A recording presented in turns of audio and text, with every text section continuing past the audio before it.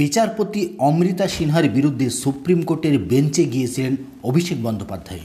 কারণটা কি? কারণটা হচ্ছে বিচারপতি অমৃতা সিনহাও নাকি আইনের বাইরে থেকে তার আয়ের সম্পত্তির উৎস জানতে চেয়েছেন। এমনকি সিবিআই এবং ইডিকেও নাকি বিচারপতিরা প্রভাবিত করছেন।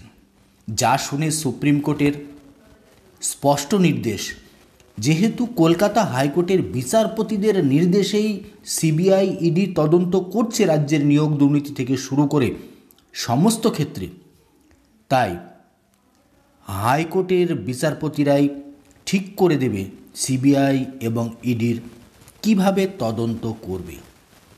তদন্তের ধরনটা সংস্থার নিজস্ব ব্যাপার, তবে তদন্ত কিভাবে হবে, তদন্ত কত দ্রুত হবে, কোন সময়ের মধ্যে তদন্ত শেষ করতে হবে, সমস্তটাই বিচারপতিদের তত্ত্বাবধানে হবে।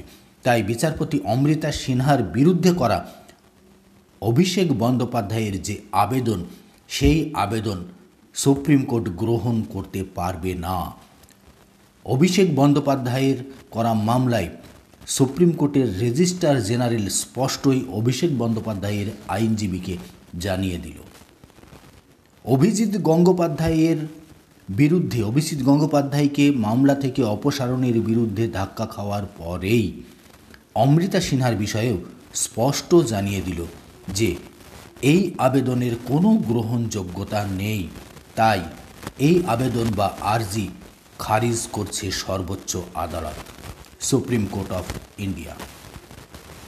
শিক্ষা নিয়োগ দুর্নীতি, রেশন দুর্নীতি মামলায় অভিষেক বন্দ্যোপাধ্যায়ের সম্পত্তির প্রসঙ্গ সামনে আসছে বারবার। অমৃতা সিনহা এজলাসে সেই সংক্রান্ত হলফনামায় তৃণমূলের সাধারণ সম্পাদকের বিষয়টি উল্লেখ করেন যে হলফনামায় যে পরিমাণ তথ্য জমা পড়েছে তাতে স্পষ্টই বোঝা যাচ্ছে, হলফনামায় তথ্যের পরিমাণ দেখে বোঝা যায় যে সম্পত্তির পরিমাণও অনেকটাই বেশি।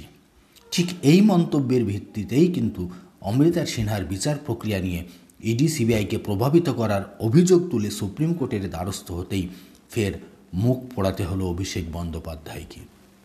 বিরাট বড় ধাক্কা খেল অভিষেক বন্দ্যোপাধ্যায়।